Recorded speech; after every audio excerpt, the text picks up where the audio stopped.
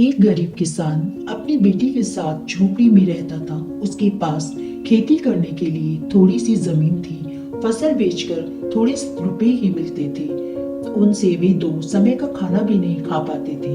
एक दिन वह राजा के पास अपनी समस्या लेकर गया। राजा बहुत दयालु था।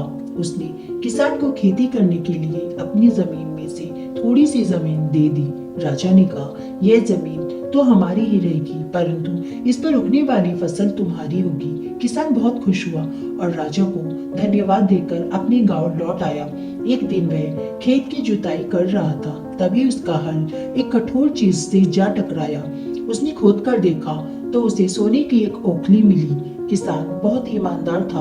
उसने अपनी बेटी से कहा कि हमें यह ओखली राजा के खेत से मिली है। जिसकी जमीन है उसी की यह ओखली भी है, इसलिए हमें यह ओखली राजा को लौटा देनी चाहिए। लेकिन किसान की बेटी बोली कि नहीं पिताजी, आप ऐसा ना करें।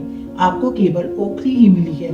अगर राजा ने आपसे इसकी सोने की मूसली भी मांगी तो आप क्या करेंगे? इसलिए आप इस ओखली को अपने ही पास रख लीजिए। परंतु किसान को अपनी बेटी की यह बात अच्छी नहीं लगी। वह राजा के पास ओखली लेकर जा पहुंचा। दरबार में वैसा ही हुआ जैसा कि उसकी बेटी ने कहा था। राजा ने सोचा कि किसान ने लालच में आकर मूसल अपने पास रख ली है। बेचारा किसान राजा को सोने की मूसल कहां से ला कर देता। नतीजा यह हुआ कि किसान को जेल में डाल दिया गया।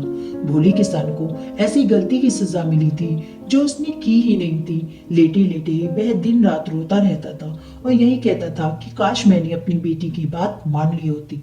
एक दिन राजा ने उसे यह कहते हुए सुन लिया। फिर उन्होंने किसान से पूछा कि आखिर वह ऐसा क्यों कर रहा है। किसान ने राजा को पूरी बात बताई। यह सुनकर राजा को अपनी गलती का एहसास हुआ और किसान को फौरन छोड़ दिया गया। उसकी बेटी को राजा ने अपने दरबार में बुलाया। उससे बातें करने के बाद राजा को पता चल गया कि वह बहुत ही बुद्धिमान है। राजा ने उसको राज्य के खजाने का मंत्री बना दिया। उन्हें रहने के लिए घर और सारी सुख सुविधाएं भी दी। इसके बाद से किसान और उसकी बेटी हमेशा सुख से रहे। अंत में जीत सच्चाई की ही हुई।